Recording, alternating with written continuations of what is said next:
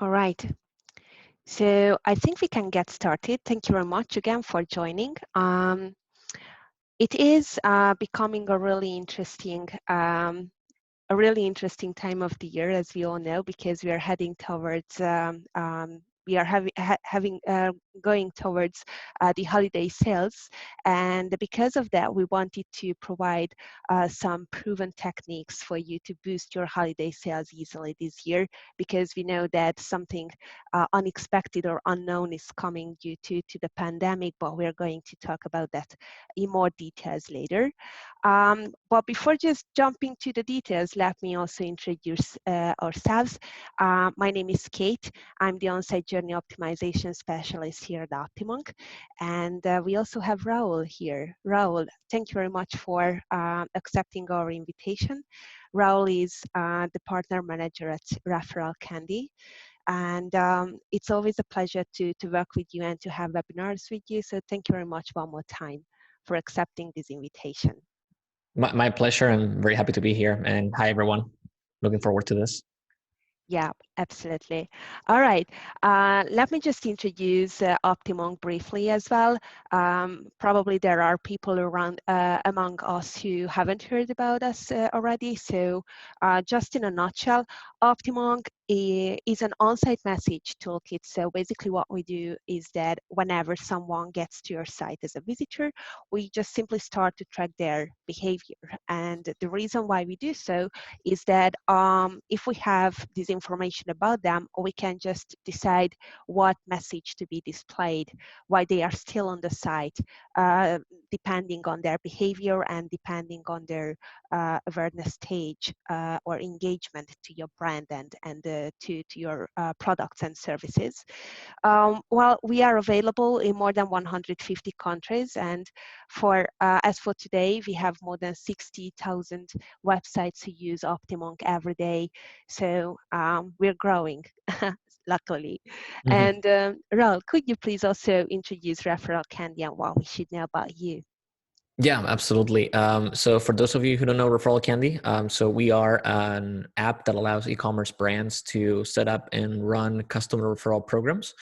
So think about the traditional give 10, get 10, that kind of thing.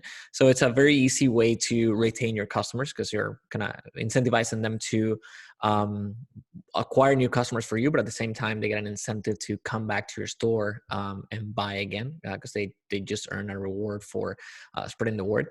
And so we're actually the pioneers in terms of referral marketing for e-commerce. So we've been around for 10 years. This is 2020 was supposed to be our celebration year in terms of 10-year anniversary, especially on Shopify.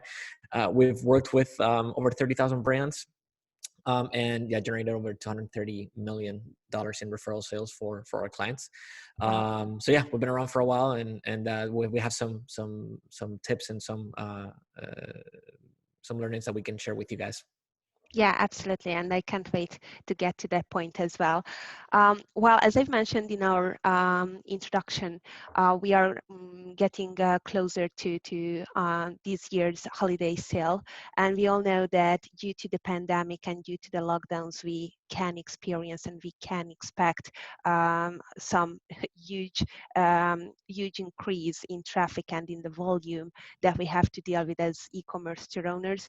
And to just demonstrate to you how big it is, I wanted to show you this graph. If you take a look at this, it is actually showing you the number of orders made online month by month. And this dot here, actually this is 2019 November, and this is December. And this one will be 2020 March. So as you can see, when the first lockdowns happened, basically people moved to the online platforms and they started to order more than they did in the peak seasons of previous years. So after that, it continued to grow, and during the summer there was some kind of drop, but it's still higher than last year's December and November, and more is coming. So it's quite crazy, right, to be so much prepared for such a long time. Usually we think about a Black Friday like, okay, it's one day, it's 3 days, it's 1 week probably. Right. And yeah, this is the time um, uh, we have to be our best. But now it's for months now. Yeah, I remember back in April, the CTO of Shopify shared this tweet with the level of traffic that they were registering back then. So I think it was the 16th of April, and they were already registering Black Friday, Cyber Monday traffic every single day. So yeah, we all kind of on one hand we expected this Black Friday, Cyber Monday season that just passed to be bigger than any other Black Friday season. And also we kind of expect also that the holiday season is going to be, higher in terms of revenue, in terms of orders. There were some, and I don't know about you guys, but that those were some of the discussions we're having internally and talking to some agencies as well that were kind of concerned about, um, sure, there's going to be a bigger slice of the pie that e-commerce is going to get this year in terms of the overall sales, like the overall kind of like spend that people spend on for the holidays, but we weren't sure about the size of the cake because there's a lot of everything's very unstable. There's still pretty high unemployment rates in a lot of countries. So but this kind of shows that consumer spend's still there, and it's just had kind of gravitated towards e-commerce to a level that we haven't seen before. So this means obviously a great opportunity especially for those that are getting started, but at the same time, for those brands that have been around for a while, there's more competition. So customer doing smart customer acquisition, doing smart customer retention, it's going to be even more important in the coming months and the coming years, I feel like, than it has been before. Yeah, I totally agree. I think customer retention is just going to be the number one goal in the upcoming months for many e-commerce store owners, and this is what we have to put a lot of focus on. What we also experience is that even though the traffic, the volume, the number of orders grew dramatically, we still have the same real problem, which is the low e-commerce conversion rates. And what we still experience is that it's around 2 to 3%. Of course, it can depend on the industry itself, but it is still quite low. And because of that, people are still, looking for different ways to increase their conversion rates, to optimize their conversion rates. I also just wanted to show you one quick image of that. It's a screenshot of Google Trends, which shows you the interest in the topic of conversion optimization. As you can see, it is still growing. So even though there are big opportunities out there right now, there are still many challenges to face. Yeah, absolutely. And what we also experience is that in the last couple of years, conversion optimization became so important to e-commerce store owners that they were willing to sacrifice quite a lot of things, even user experience, in order to get some quick sales and get some immediate orders from visitors they gained, because everybody wants to earn more, and that's okay, of course. Mm-hmm. However, it just somehow became even more important than it should, right? We put in our focus on quick sales. We whenever someone gets to our site, we do not really care about how much engaged they are. At that point, we provide them different hot sales offers, so many options they can't even decide which one to start with. Mm-hmm. Yeah, absolutely. So because of that, we were thinking a lot about how to change or how to improve the mindset of retailers. And this is the concept of on-site journey optimization, or OGO, in which we find it very important to think in the long term and think about our visitors as real people who are engaged with our brand and what we have to offer for them in different ways. And probably the easiest way to compare conversion rate optimization and on-site journey optimization is to just show you a table like this. So conversion rate optimization usually focuses on increasing the conversion rate and many often what we see is that even though the customer experience needs to be sacrificed, that's still okay in many cases because we are happy for the immediate success.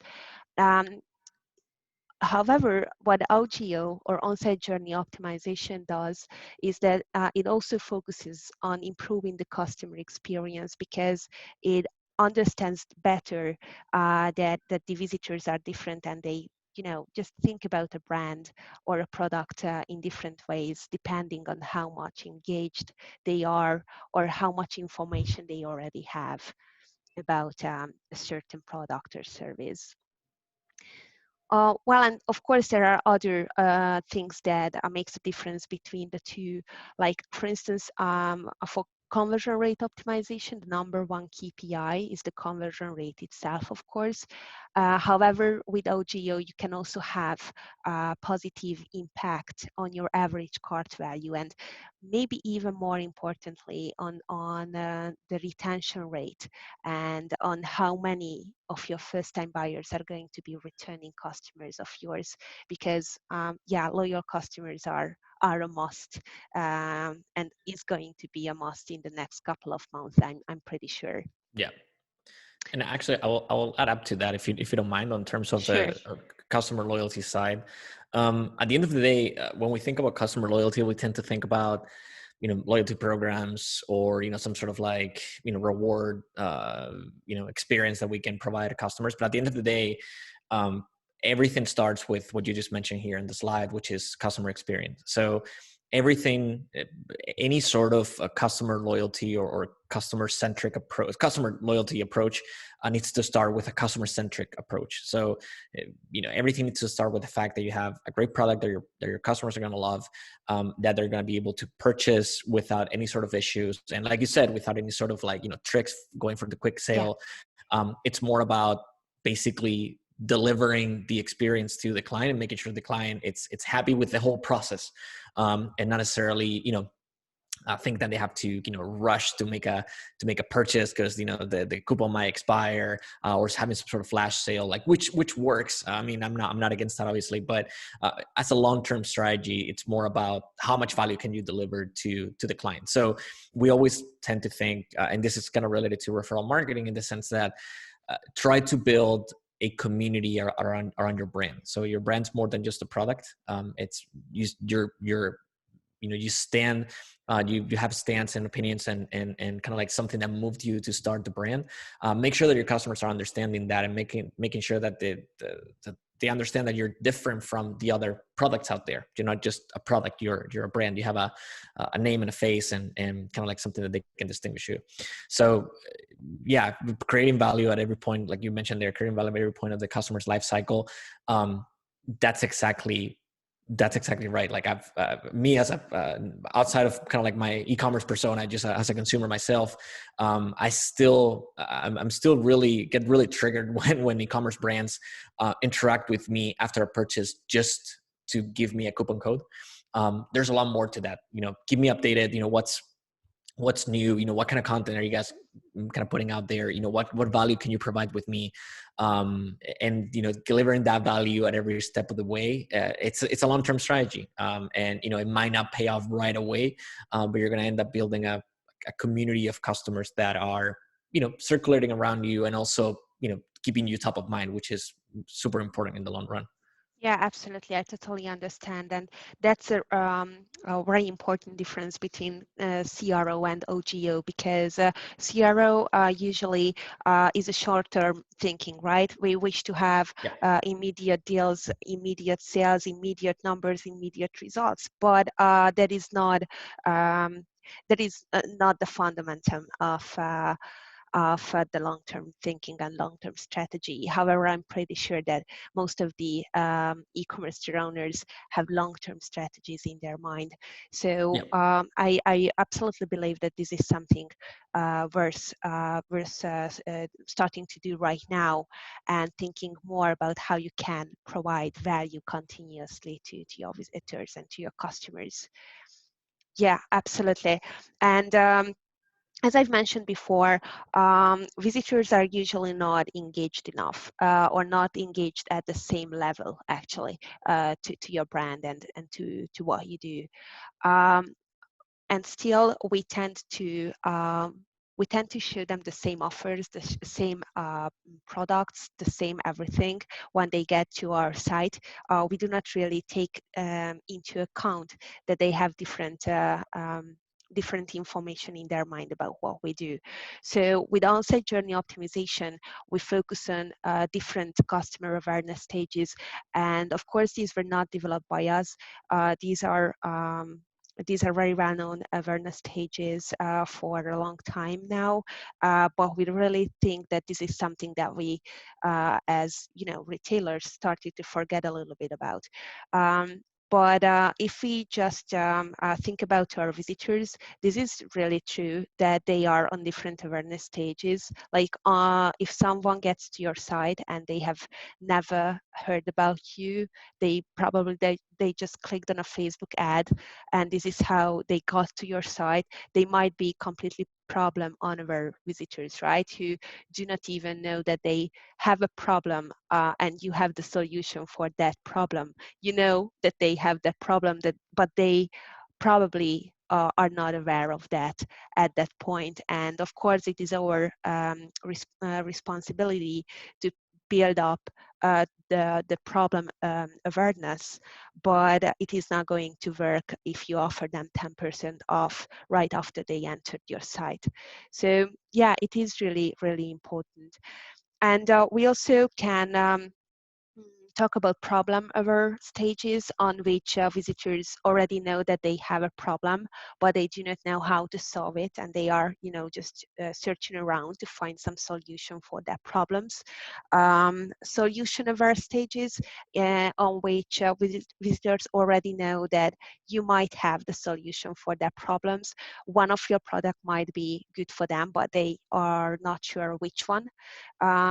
And then we can move visitors from this stage to the fourth one, to the product aware stage, on which your visitors already know that the problem they have can be solved with your product, and they also know which product is that, but you still haven't convinced them enough, and they are just still reading customer feedback, comparing your prices with your competitors, and so on. And then we also have the fully aware stage, on which visitors are convinced. And if they still show some hesitation, well, I'm pretty sure that this is the stage where an immediate coupon can work and can be useful to your visitors. So it's really important to understand that visitors are just not the same. They are real people, and actually we have to treat them accordingly.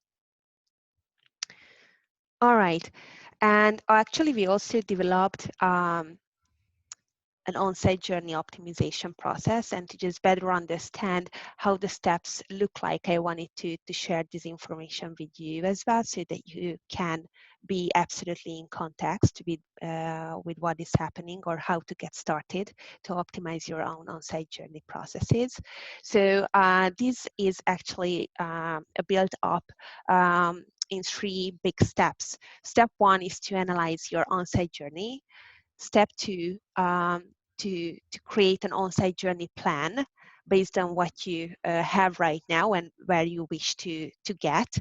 And step 3 is actually the delivery. And these 3 main steps also have 3 minor steps each. So as a start, you can start with a discovery interview. Of course, it's when you're thinking about your brand, your company, it is not going to be like a real interview, but it still makes sense, and it still worth the time to think over where you are on your market, what problems you might have on your market, what challenges you have, what options you have. So like, to reposition yourself in your mind to better understand your circumstances. And then it's always important to start collecting data about how your visitors behave. And while the easiest way to get started is with Google Analytics, it shows you quite a lot of information about your visitors' behavior. And when you finish that, there will be a lot of opportunities that you might end up with, from low-hanging fruits to the challenging ones. And because of that, of course, there should be some kind of prioritizing processes, so that you can see which problems or actually opportunities to start with. And that's the point when you get to step two, to the OGO plan. We usually started with the solution brainstorming, right? Because we have a bunch of ideas of what to solve, but we have to find out how to solve them actually, to max out the results. And once the brainstorming is all over, we can just create an on-site journey plan, wireframe the messages, design the messages at the stage of delivery, then set up campaigns and analyze results. And actually, as a last stop, you just need to repeat, because as we've mentioned, on-site journey optimization is not a short-term activity, and this is not something that will show you results immediately. Of course, there will be immediate results as well, but it's always better to think about it as a long-term strategy. Yeah, absolutely. And these were actually the most important theoretical slides we had. And now it's time to get started with the hot tips that we collected for today. Out of which the first one is going to focus on how to communicate, or what messages to show to your completely problem unaware and problem aware visitors. So usually what we experience is that, when a completely problem unaware client or visitor gets to your site, many of them will bounce immediately, right? And that's okay. We, at this point, probably that's not our top priority to start focusing on them, but we have to focus on those who seem to be showing some interest in what we do. They take the time to take a look around, check a couple of products. They're just searching around for at least a short time. Once it happens, it's always wise to start to build a relationship at that point, because if you don't, then chances are high that they are not going to return to your site, and you will not be able to build the relationship, build the rapport, and turn that visitor into a loyal customer of yours on the long run.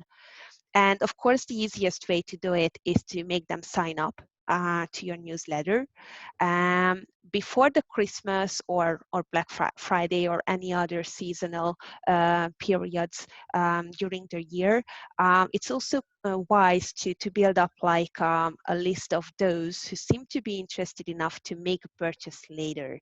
And we know that this later is not very far from now. It is going to happen in the near future, because we know that it's time for Christmas soon, so that you can build up a list of your price sensitive users this way.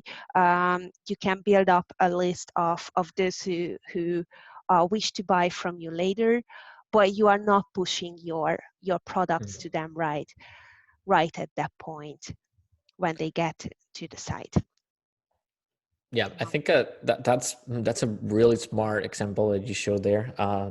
Basically building a list of people that might react better to those kind of promo codes or those kind of like flash offers that we were talking about before. There's a place and a time for those, and I think again, hitting everybody with some sort of flash sale or some sort of offer when they might want to get convinced about your company or about your products in a different way, in a more kind of like nurturing phase. I think it's good to have them separated, so you can. I mean, those are different customers. They're going to buy the same product, and they're probably attracted to your product in the same way, but they might have different needs and different situations. So approaching them differently with different nurturing campaigns, it's absolutely crucial. And also, again, not necessarily. I'm probably overstepping on what you're about to mention, but also not necessarily on whether they're price sensitive or not, but also like the example that you mentioned here on what are they looking for, and then hitting them with the right message because of what their interests are. Yeah, absolutely. This is like the number one mistake that I see many times, that people, they just sign up visitors to the same list, Yep. and many different people with different interests get to the same list, right? And they Mm-hmm. will receive the same messages. So it doesn't really make sense to do that, because yeah, it takes a lot of time, and only a few of your visitors are going to be interested in your offers. Yeah. Yeah, so it's always wise to segment your audience, why they are on the site and after they left it, and you wish to communicate to them via emails, for instance.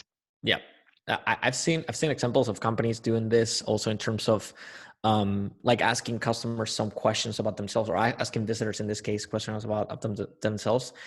In terms of, for example, companies that are selling products that, let's say that they're more related to gaming, which is a type of product that can apply to a lot of different people. So, from young kids that are probably going to use their parents' money to buy it, from, to people my age and, in their late 20s or early 30s, that are into gaming and that they want to acquire these products.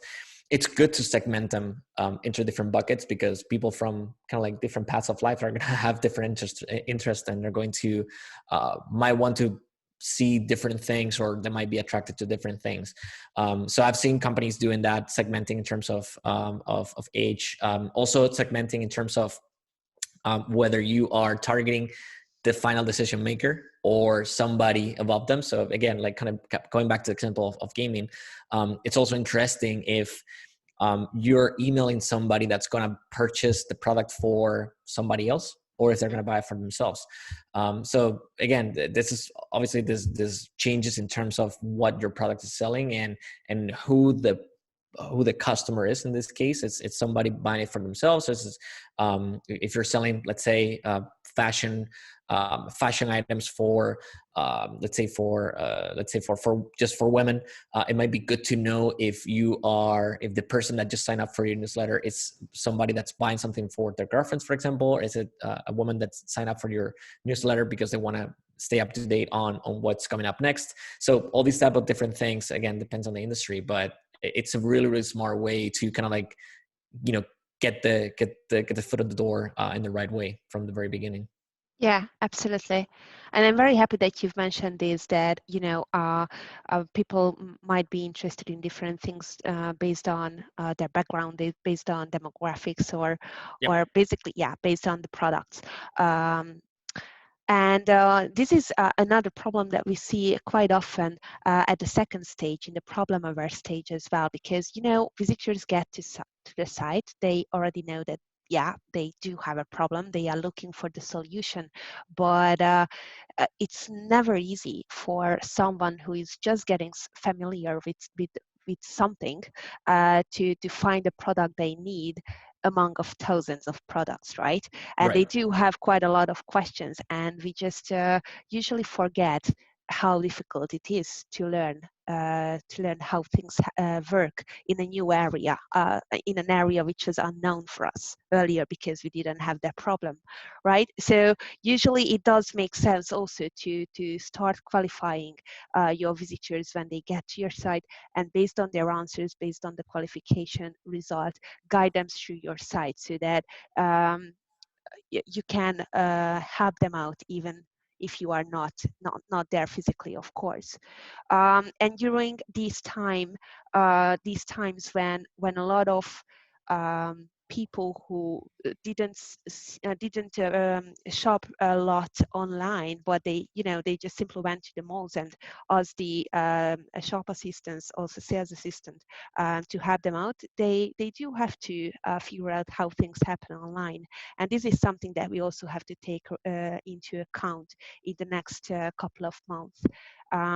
Yeah, so I think it's also important to start asking questions from your visitors, like what might be interesting for them, or whether they are looking something for themselves or as a present for someone else, because a lot can depend on these questions and answers. Yeah, just what brought you here? It could be a good place to start if you don't really know where, what the Yeah, kind of like the right question to ask. That's something I've seen in a lot of cases. Is like, hey, what brought you here? What, and they give you different options of, oh, I'm interested in X, Y, Z. Yeah, a good place to kind of like start the segmentation there. yeah, absolutely. All right, let's go to tip number 2 about solution aware and product aware stages. So at the solution aware stage, people already know that they do have a problem and you do have the solution for that, but they don't know what solves that problem exactly. And as you can see here, you can um, also build your list of subscribers, but the message is completely different from the earlier one, because here you already understand that the visitor needs some kind of help, guidance to find the best product that is going to serve their needs. So again, it's about reacting based on the level of awareness of your visitors to their questions and problems. And once they take one step closer to the bottom of the funnel, and they get to stage 4, the product aware stage, you can even remind your visitors, to just continue the browsing or where they have left off earlier. So for instance, if a returning visitor gets back to your site, it's usually helping them if you show them the last product that they checked during their earliest visit, so that it's easier for them to continue the browsing. They do not have to remember product names and things like that, but they just they just simply continue the browsing experience, which can also improve the overall customer satisfaction rate, and yeah, it just makes it so much more comfortable for them to browse around and get more familiar with you. All right, so once we could convince our visitors to take one step closer, and we could convert them to the 5th stage, to the fully aware stage, well, this is the point when new challenges come, right? We all know that cart abandonment rate is a big issue for many e-commerce store owners. Even nowadays, it's still like 70%, the average cart abandonment rate. And yeah, this is something that can hurt a lot, because there are so many issues that can come up, so many obstacles, so many decisions your visitors have to be able to make to move toward the steps and to get to this point. And it's just not easy to see that many of our visitors or many of our sales were actually lost because of cart abandonment at the very end of the funnel. And what we usually see here is that these visitors are already aware of your solutions, and they do know that you are going to be a good choice for them. And as I've mentioned, this is the point when hot deals or quick offers, extra sales sales promotions can help them make their final decision. Yeah, Yeah. Raul, I thought, you just wanted to add something, right? Yeah, I was just going to say that exactly, like this is now when they're fully aware of your product or your brand, the problem that the problem that you solve. Now it's the time to hit them with the coupon. Now it's the time when they need that like little nudge at the end that's gonna end up, making them decide if they were wondering, whether that was that's a purchase they should make. You hit them at the right time when you're still top of mind. The purchase still, the purchase consideration is still fresh in their mind. Now it's the right time to do it. Again, not necessarily after they kind of like bounce off your site for the first time when you don't know who they are, what they're looking for, and as a persona, like what kind of category do they fit as a potential client. So yeah, it's exactly right, what you're telling about adding this at the end. Like they're fully aware of your product. Now is the right time to go for that little incentive at the end that's gonna trigger the purchase. Yeah, absolutely. Um, and as you can see, if you take a look at the example on the right, you can still build your list here. So it doesn't mean that you do not have to do that anymore. You still have to do it if visitors are on your site and they haven't signed up to your newsletter yet. Mainly if they haven't signed up to your newsletter yet, then you still can do it and should do it, because this is the essence of what we do and why we communicate and why we put so much effort in communicating with our visitors online, because we want to build relationships with them, because we know that this is going to be the key to success. This is how we are going to be better or different than our competitors, and this is how they are going to remember us. Mm-hmm. Yeah. And I think it takes us to tip 4, right? Yeah. Which, yeah, I think you should introduce. Yeah. So, okay. So obviously Black Friday, Cyber Monday just went through, and we're about to enter the time where people are still going to continue making their holiday purchases. So November, December, this is the time when you're going to acquire a lot of new customers. Those could be people that are, again, looking for deals, or maybe people that have been considering you for a while. But either way, there's a lot of new customers that are going to interact in terms of purchases with your brand for the first time. So one of the main mistakes that I see from brands is that they don't really have, so they have their customer acquisition figured out perfectly, to the point that, they know exactly when to hit you with the right message.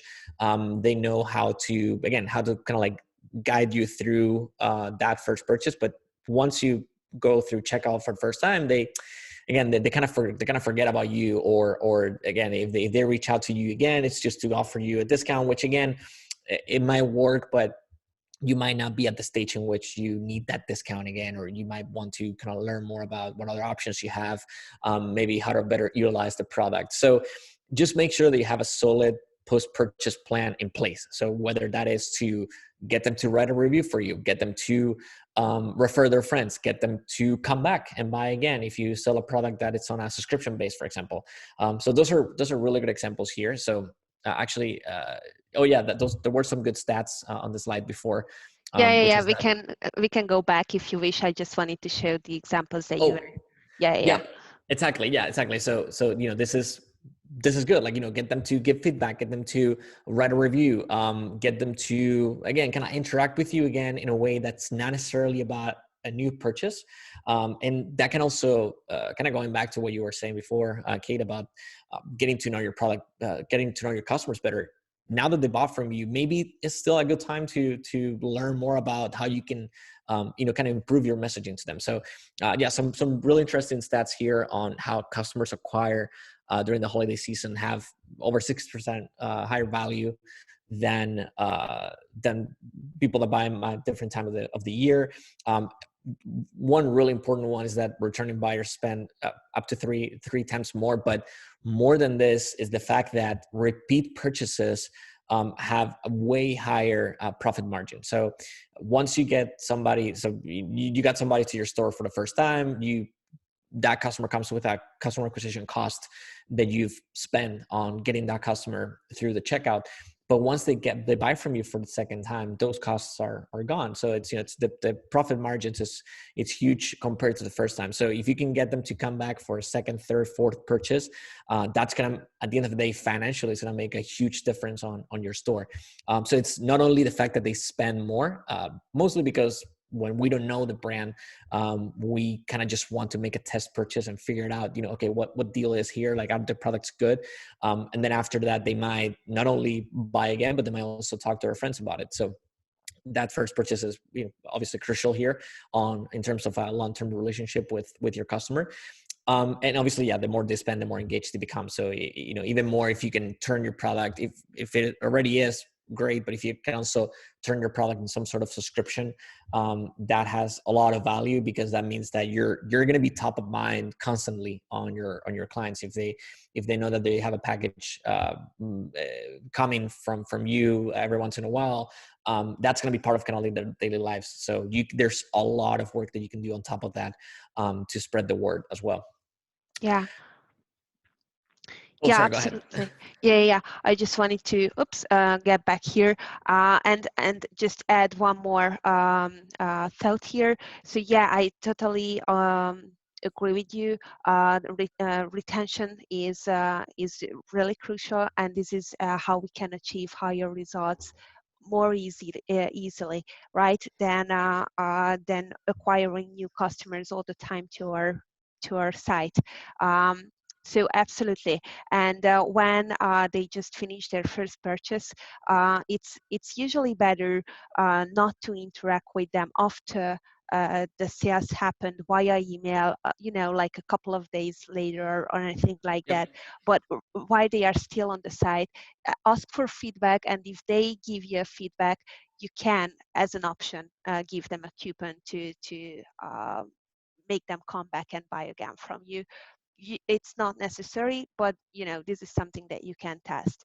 If they give the feedback and you provide a discount in return, then it's also wise to just remind visitors who get back to your site later on that, hey, last time you visited us and made a purchase, we provided you this coupon, so use it up if you wish. But it's something that needs to be treated well, and it's not sales which needs to drive us all the time, but to keep the customer engagement and the customer experience in mind. Yeah. Yep, absolutely. So Great. yeah, tip number 5. This is something that if you've heard me on a webinar before, you've probably heard me saying this, because I say it all the time. Your customers are the best salespeople that you can possibly have. And the reason why I think that customers are better salespeople than salespeople is because customers are willing to spend their money for your product, and they're willing to they trust you with their money. So there's no higher trust than that.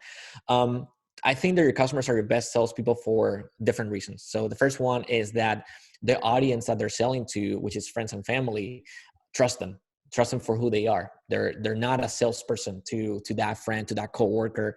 They're literally somebody that they trust with recommendations. If you think about it, we recommend stuff to other people all the time. Think about what was the last time that somebody recommended a new online brand, but also a new restaurant, back when we could travel a new city to visit and everything. So we talk about recommendations all the time, Netflix shows, everything. So building on top of that, on the fact that we love to share about things that we like and experiences that we've had, online shopping is part of that. So make sure that you're making it easy for your customers to sell. So on the next slide, there's an example from one of our customers. So Threadbeast. So they offer it's a subscription package.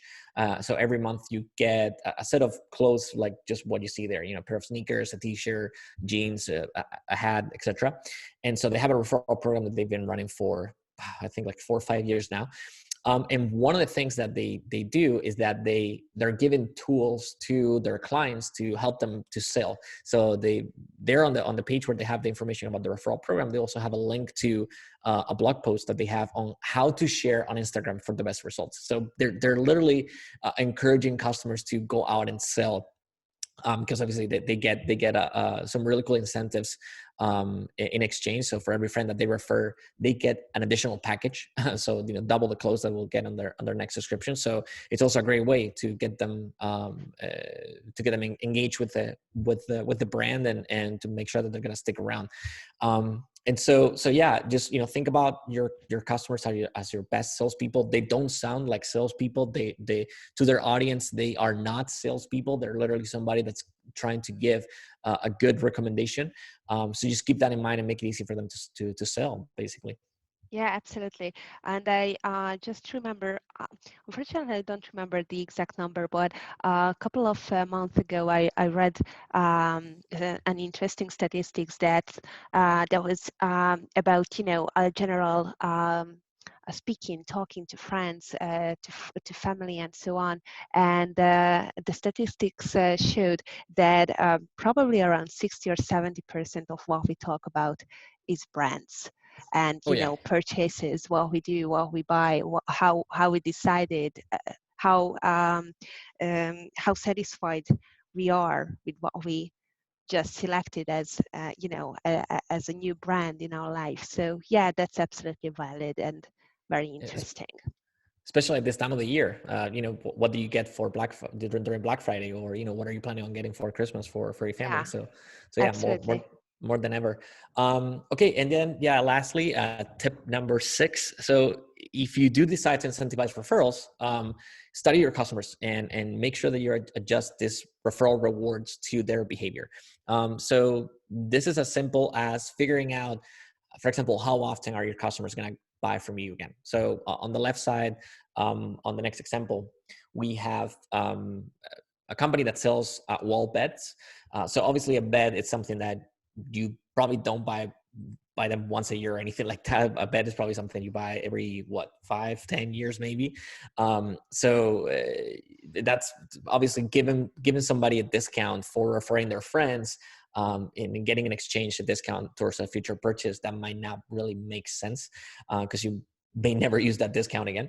So instead, give cash or give some sort of free gift, something tangible that they can collect and they can actually use, and they can utilize. In this case, you earn cash rewards for referring your friends. On the right side, we have Penguin, which is a clothing brand, and what they're offering their customers is a discount, in this case $20 off $100, towards the next purchase for every time that they refer a friend. The friend, in both cases, the friend also gets something in exchange, obviously, for that first purchase, to kind of incentivize that first purchase. So just keep that in mind. How often do your customers buy from you, and adjust. Just basically, when you offer something to your clients to incentivize them to talk about your brand to their friends and family, make sure there's something, offering something that they're going to be able to utilize at the end of the day. Yeah, absolutely. I think these stories are pretty amazing, and we can learn a lot from these, mainly from the one on the left, because just because something works on other people's sites, it doesn't necessarily mean that you just have to copy paste that. So it always makes sense to think it over and to use the ideas based on what you sell and how you do it. So this is how you can be always aware of your referral programs as well. Right. Also makes it easy for your customers to remember what's in Yeah, it. absolutely. When you talk to your friends, like, hey, I'm gonna give you a referral code, a referral link for this brand. Then comes the pitch, like, oh, you get $20 off the first purchase. I also get $20 off my future purchase. It's a win-win situation. So if they're able to remember that and pitch it effectively, that's huge. Yeah, I totally agree. And thank you very much for these examples. All right, and actually we are getting closer to the end of this webinar, so we also wanted to just put together the main takeaways for you. So if you remember these 6 points here, I think this is going to be already a lot to start to work on or to think it over again. So what we talked a lot about is the new OGO concept or on-site journey optimization concept, which is a long-term thinking, and actually it increases not only your conversion rates, but also it reflects to what your visitors need in different stages of their product awareness or brand awareness. So it can also help you to increase your average order value and, most importantly, the retention rate of yours. So this is something that I absolutely recommend to start thinking about and implement in your business's life as well. And because of that, I truly believe that it's not the best idea to focus only on sales all the time, because we just have to accept that people are not ready to buy from us all the time, because if that would be the case, well, selling online would be a lot more easier. So we have to keep that in mind as well. However, it doesn't mean that we do not have to talk to clients or that we should ignore those visitors who doesn't seem to be engaged enough at their different stages, but we should use the chance that we acquire them as visitors to start building relationships with them. So use teaser campaigns before the holiday seasons, or use other kind of lead magnets to start building your list and start talking to your visitors to educate them and build the rapport they need in order to trust you. And of course, it's also very important that even though you do have fully aware visitors who are already ready to buy, still cart abandonment can happen. A lot of things can come up while someone is browsing online. It's easy to be interrupted with anything. So it's always important not to forget about them. And if you wish to operate with different discounts, well, that's the time to do it. And maybe it's also very important that, as Raul also mentioned, during this time of the year, you are about to generate a lot of new visitors, a lot of new sales as well. And this is the best time of the year to start thinking long term and to start thinking about how to make these new visitors and these new customers long-term customers who trust you and who are happy to come back or refer you to their friends. Yeah, absolutely. Thank you so much for the whole summary. And I mean, yeah, I think at the end of the day, kind of like we can both agree on the fact that it's all about building a long term strategy. In the sense that in order to build a long term strategy with anybody, but in this case with your customers, you need to know them well. You need to know them well from the very beginning, and just communicate with them in a way that is relevant from the very beginning. So Absolutely. getting to know their persona, getting to know what they're up to, what their situation is, how ready to buy are they? Maybe they're just browsing. That's okay. We can nurture them with more information. And then once they have that purchase completed, that first purchase, make sure that you have a post-purchase plan to get them to either come back or leave a review or give you feedback or refer friends, or come back to the store again for more, whatever it is. But make sure that you have a plan for them, and they're not just out in the wild after they go through checkout for the first time. Yeah, absolutely. And if you liked any of these ideas, what I would recommend you to do as next steps is to get started. We have a free ebook, On-Site Journey Optimization Guide, which tells a lot more about what I've just tried to summarize today for you. So I would absolutely recommend you to download that. And of course, if you wish to get started with implementing the ideas that you got today or get from the ebook later on, you can also just sign up for free to OptiMonk and get started actually whenever you are ready.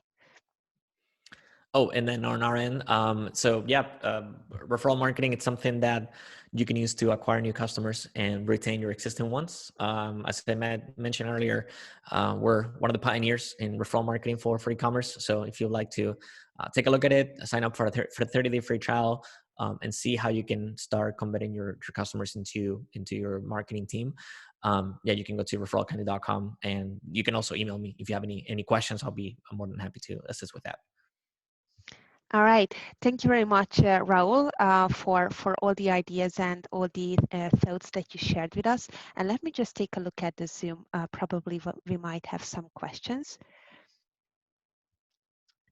Right now, I do not see any questions, but we still have a couple of minutes left. So Mm-hmm. if any of you have any questions, feel free to type it. And in the meantime, thank you so much for the invitation. It was a pleasure. I learned a lot myself, so that's great, and I'm sure everybody else in the room also learned a lot about basically how to get ready for not necessarily just for the holidays, but I think this is something that goes long term. So it's a really good time to start right now. Yeah, absolutely. A lot of new things are coming, right, in the field of e-commerce. So And I think e-commerce is becoming the new normal, don't you think? Like, yeah, absolutely. Absolutely. Even my mom started to order things online. Yeah. seriously, I read something recently that said that there's at least during the kind of like the first months of the pandemic, there was a shift on the time of the week that people were making purchases. So before it was more concentrated in the weekends, and now it's more concentrated on Mondays and Tuesdays, which might seem stupid, but it also tells us that um, people are starting to more and more people are starting to add online purchases to their weekly tasks. So it's more it's starting to become more like the norm, like, okay, the purchases I need to make for the week, rather than the kind of like the fun activity that I do in the weekend. So like, oh yeah, I'm gonna buy that shirt that I've been looking around for a while. So it's also in terms of behavior, it's pretty cool to see. Yeah, it's for sure that the situation we are in right now due to the pandemic is going to have a lot of impact on how e-commerce how e-commerce shifts from its current stage to something else. But Yeah. yeah, I'm very positive due to that. Of course, the circumstance itself is bad, and it makes our life a lot more challenging. But Yeah. I truly believe that for e-commerce, it is going to have a lot of positive impacts and surprises for the future. Yeah. I also read that we've reached the level of e-commerce penetration that was expected for 2025. Yeah, So this was bound to happen at some point. You know, that e-commerce will kind of like eat a bigger piece of the pie to traditional retail. It's just that, you know, I forget who came up with this quote, but I love it, which says that there are decades where nothing happens, and there are months where decades happen, and that's exactly what happened in the month of March in absolutely. this year. That, you know, we fast forward 5 years, at least in terms of e-commerce and kind of like the new normal. And I feel like it's affecting a lot of things that might stay after this is all over, like remote work. There's a lot of things that are going to change, obviously. But yeah, e-commerce, it's definitely, I mean, if anybody had a doubt, it's definitely here to stay. So a lot of competition and a lot of things to focus on for store owners, for sure. Absolutely. And I think these thoughts are just the best to put an end of all the things that we discussed today. So thank you very much one more time for accepting our invitation. It was a pleasure to talk with you and to discuss all these topics with you. And thank you very much for you to come to join and to listen through this webinar. I hope that you could learn new things that you can start implementing. And as Raul also mentioned, if any of you have any questions that might come up later on, you can get in touch with us anytime. We will share this recording with you, so you will have our email addresses and contact information for sure. So thank you very much one more time, and have a nice rest of the day, everyone. Thank you. Bye-bye. Bye bye.